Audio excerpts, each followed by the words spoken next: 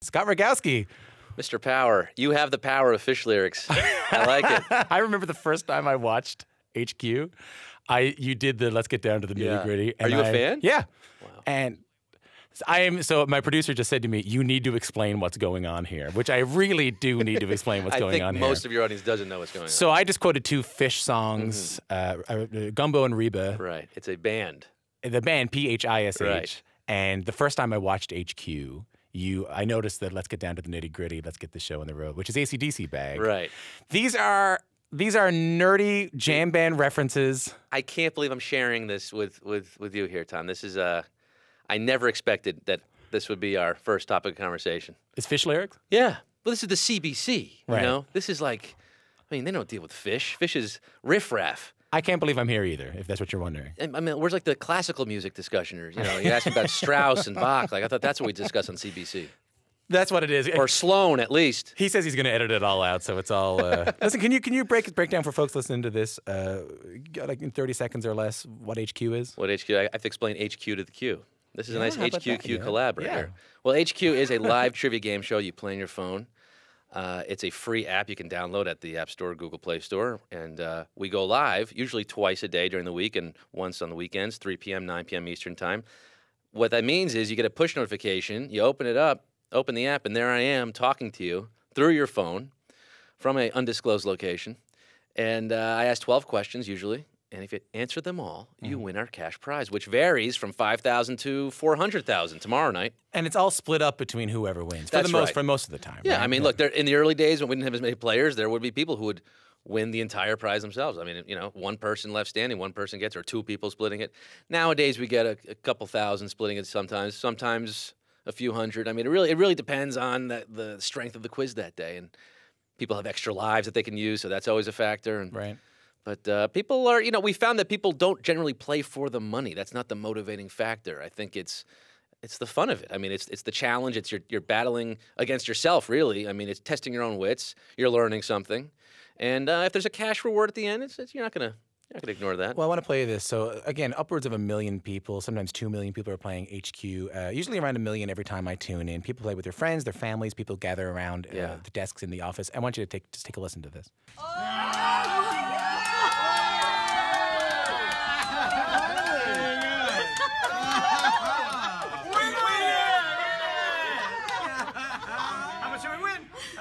So that's the sound, Scott, of Q. Oh, yeah. Oh, is it? I was going to say, that sounds like a Fish concert, page side. Rage side. That is our office winning HQ. Wow. Whopping 78 cents. 78 cents. American, though. Yeah, so that's about $35. Right. Is that the exchange rate right now? Yeah, I think that's what it is. Perfect. Why do you think people get so excited about winning such a little bit of money? Tell me that. Well, I think you're on this ride, right? You're kind of, and especially like you said, you play with the office, you play with your family, you play with friends, and that's truly the beauty of HQ because it is a bonding tool. I think we're finding a lot of offices playing together, teammates playing together, classrooms stopping down playing together, and it's bringing people together in this way that you're kind of assembling your crew, right? Everyone has their own different knowledge base. You clearly know jam bands. Mm-hmm. Your producer probably knows. I don't know, the ingredients of a Nanaimo bar, which, no? That we asked about Nanaimo bars once. Two things, Nanaimo, bar. That's all it is. That's all that's in it. I believe there's a custard. Right. But my point is you get people with different knowledge bases, and then you're all working together in concert to defeat this thing, because it is like you're up against the quiz. So they start sort of easy as they get harder. I mean, really, if you can get past Q6, 7, 8, you've done something pretty amazing. It's an accomplishment to get far. To get to all 12, to be the last person standing, that is, it's beyond the 78 cents. It's bragging rights. It's a feeling of euphoria. Frankly, I've never experienced it. I don't get to play HQ. That's the worst part about hosting it. In terms of the best part about hosting it, you're a stand-up comic, how has hosting HQ changed things for you? It's such a thrill to get to, tell jokes every day. So first of all, it's getting me in the habit of writing jokes twice a day, which as a lazy stand-up comedian, I was not doing. Mm-hmm. I've been calling myself a stand-up comic for, I guess, 10 years more, but I've taken long stretches of time off and, pursuing other things within the comedy realm, but actually getting up on stage, there'd be breaks of months at a time where I wouldn't perform. So now I'm performing twice a day. I have to be writing new material. I don't want to repeat anything. I want to keep it fresh and exciting every time. So it certainly helped my writing and performance in a way. I mean, it's very different standing in front of camera, no audience, not hearing any laughter, versus getting up on stage, which I'm going to do tonight and tomorrow or on Saturday here in Toronto. But having that live energy feedback, it's a completely different beast. So I guess it does help me get used to the silent pauses and lulls, which I experience often when I'm performing, because there is constant silence when I tell my jokes on HQ. Well, that's generally how it goes in public radio in general, you know. Oh, there you go. We're mandated 16-second pauses between thoughts. How about talking to someone at least, usually most of the time? Yeah, most of the time. You know, I could laugh at you. How about your life, though? I mean, this must have changed your life in so many ways. Yeah, I'm using a waxed floss now. You know what I mean? Yeah, no, it has. You're changed. here. I mean, You're flying here. You're flying to Toronto. You're I'm doing flying gigs. to Toronto. Yeah. I mean, you're Coach. You're on. Good. You're on with the. You know, you've been doing work with the Mets. You've been. Yeah. It feels like a bit of a dream come true. It is. It's truly, to be honest about it. And in such a short time, because really in the last 6-7 months has this thing taken off. And have you come to terms with it yet? Like, you know, I just checking into my hotel, the person even before that, getting off the plane, the Borders custom agent. She got this big smile on her face when I walked up. She recognized me, and that helped me get through because I wasn't even sure if I'm here for business, pleasure. I don't know what I'm doing. I don't know how to fill out those forms. Yeah. But she's like, all right, you're good. She actually crossed something out, and maybe I shouldn't be telling the Right. government about this. Sure. But then at checking into the hotel, the woman behind the counter recognized me. She got all giddy and smiling, and you know, she's and you take the South Tower.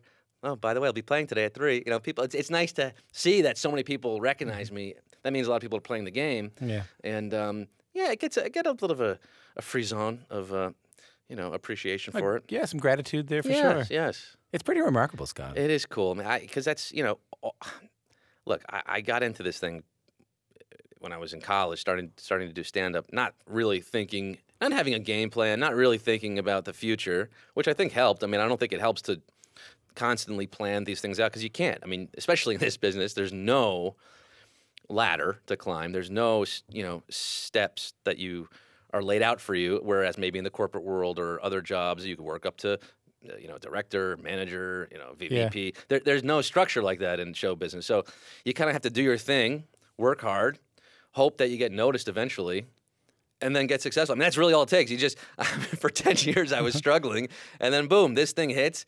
But this could have bombed too. I mean, the fact that this blew up is just, it's just luck. And I was ready for it. I mean, let's be honest. I put all this time into it, and I wasn't some green kid coming in here. So that, you know, again, you have to do the work.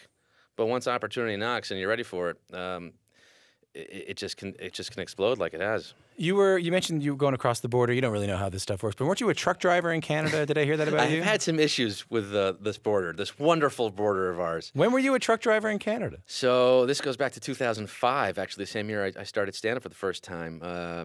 I was working for a company, a teen tour. Are you familiar with these? No. So they take teenagers, and it was like a multinational. They take them. They in the middle of the night, extract them from their homes, right, yeah. Put them on a bus, and tour the country. No, I think it's I think the parents are pushing them out of the house. Basically, it's basically a summer camp on wheels. Hey, hold on, what part of this is true? So it's all this is true. A teen tour. They tour the country. These companies, many of them exist. They have teenagers. Again, this was like, you know, Canadian kids and American kids. Put them on a bus? Put them on a bus with some counselors, and they drive them across the country, and they go to the Grand Canyon or Mount Rushmore, or, you know, we were in Penticton, Okanagan Valley. Wow. Beautiful. We were in Mount Hood. We were in Glacier National Park. I mean, a lot of national parks. They have a baseball trip that goes through the, you know, major league stadiums. So 2005, I was working for this company. I was a truck driver. I was the guy in the convoy ahead of the kids. So once they got there, I had to set up the campsite. It was the campsite manager, they called it. Set up the tents, buy the food, cook for them. And we started driving. We all met up in Montreal where they had the orientation. All the counselors split up to the different groups, and me and a couple other people got in these budget trucks and drove the entire Trans-Canadian Highway to Oregon. Wow. Yeah. Yeah, actually to Calgary, and then Calgary down. And then I had to get... So the problem was, as a 20-year-old kid at the time, you know, they didn't give me the right paperwork. And here I was. I'm an American citizen, driving through Canada, working for this, you know, multinational company. And I get into the States, no problem. Getting back into Canada, I was thinking, I had this great plan. I've never been to Vancouver. I had an extra night. It was July 4th, actually. I was like, all right, I'll spend July 4th in Vancouver. Be a little ironic, a little weird. Sure. A little, yeah. American holiday. So I'm in northwest, Washington State. And I'm hitting on I-5, and I go through, and they say, and this big truck, and they're like, "What are you doing?" And I'm like, "Well, I'm gonna be in the Okanagan Valley tomorrow, but I kind of want to spend the night in Vancouver. I've got this stuff working for this company. Do you have any papers?" "No, I actually don't have any papers." "All right, you can't come in." Yeah, right. So I had spent July 4th in Blaine, Washington, the most northwestern point in the United States, watching the fireworks over the bay there. It's patriotic. It is patriotic, but I was in a Motel 6. It wasn't. The fireworks weren't going off. Yeah. The next day, I drove. Okay, I'm not gonna get into I-5. Let me drive through Idaho, find some podunk border crossing. Sure. And it worked. There were a few cows and a woman standing there, and they said, "Oh, yeah, sure. Welcome to Canada." Getting back into Canada then, because I had to go back to Montana, they saw me at the border and said, "How did you get in here? You were flagged." So I was put in some back room, interrogated for an hour. I mean, they're like, "What do you do? This is a serious crime. It's called border shopping." Oh. Punishable up to 5 years in prison, $250,000 fine. I'm like, oh my, freaking out here. Mm-hmm. This is the Bush era, mind you. Yeah. I'm seeing George Bush's face staring at me, freaking me out. So it's the whole thing was bad news. Called the company, got it figured out, but it was a slap on the wrist, but a lesson learned as well. Don't mess with the border. And now look at you, getting mysterious X's on your form, and you can go on in. Yeah. You can have. How do you feel about doing a little quiz here? So we thought we'd test you a little bit about how deep your Canadian knowledge goes, given your cross-Canada tour. I just had a beaver tail. Now, these are all subjective questions. There's no right or wrong answers. Okay. We think. You ready? Well, this is not going to make for a good quiz then if they're subjective, but okay, go for it. What's your favorite cast member of SCTV? Oh my gosh, I think Moranis. All time, eh? Just because I love what he's done outside of it. I mean, Eugene Levy's amazing. It's such a hard question. Tom, I mean, Catherine O'Hara's incredible. Andrea Martin, they're all so good. I don't know. Candy, I'm missing Candy. I mean, the whole cast, you can't single them out. But for me, Moranis, for the whole, I don't know, Strange Brew and the whole, he does like Jewish parody songs now. He's a weird guy. Honey, I Shrunk the Kids, Ghostbusters. Honey, I Blew Up the Kids? I mean, those are pivotal movies for me. So I think I have to go with Moranis. All-time favorite Major League Baseball mascot, Youppi or Ace? Youppi, come on.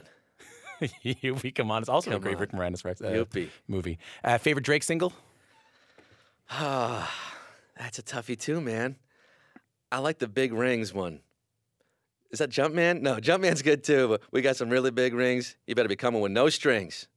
I want to point out that Vivian here, as soon as you said big rings, went like this. Big rings. Vivian, you listened to this on the radio. Vivian, one of the folks shooting this thing, went side to side. No. I'm trying to start some kosher beef with Drake right now. Oh, he's got some beef with Pusha T. I heard that Drake hasn't called his mom in 3 days. Oh. Let's get that spread. Favorite cast member of Degrassi? Do I have to go with Aubrey Graham here? Yeah, I think you might. Probably because I don't really know the show that well. Best Trudeau, Justin, Pierre, Maggie. Come on now. It's Justin, right? The sexy one. The new one? Yeah. All right, cool. Favorite war where we burned down the White House? 1812. Yeah, that's the big one. You know, that was the British, really. Yeah, but with some Canadian forces. I think we weren't even. They weren't Canada yet. We weren't even a country. But then. they were New Canada, New France. Was New France involved? I'm out on an island. I was part of the. Yeah, the Newfie Revolt. What happened over there? The Newfoundland Revolt. Some dogs took over. Yeah, that's what it was. Some dogs took over, and we somehow made it out. That's what the Labrador and the Newfoundland dog came together. The Labradors and Newfies had a strategic alliance. It's been nice having you in, man. It's a little strange to see you not in the kind of the vertical shot of my phone. In real life. And I say because there happens to be some instances where there is a lag or a glitch because we have 2 million people and, it's hard to serve all those people at once. And I do sort of, freeze out sometimes. I like to say if you see me in person and I'm lagging in person, you might want to check with a doctor. Or you're probably at a Fish concert. Yeah, or having a stroke. But either way, it's not healthy. One of the two. Are you guys selling our data to Cambridge Analytica or something like that? Like, how does this... Oh, please. How dare you mention Cambridge Analytica and HQ in the same sentence? Well, it's a funny thing. I mean, I mean no disrespect. Those people are scum. But you know what I mean? There's a lot of dough on the line here. I was only joking with the question, but there's a lot of dough on the line, and I'm never entirely sure. I was like, where it's coming from? There's no ads. It's just called, investors. I mean, yeah. You have your federal government investing in you. Yeah. So it works a little differently. Look, it's a real mistake of taxpayer dollars. If the National Endowment of the Arts would fund HQ, we'd all be a little happier. But not going to happen in Trump's America. I like to imagine you're at the board of directors making these decisions. Right. Oh, yeah. I also have nothing to do with that. Yeah. Scott Rogowsky, thanks for coming in, man. It's been a pleasure. It's a real pleasure to meet you. HQ and the Q.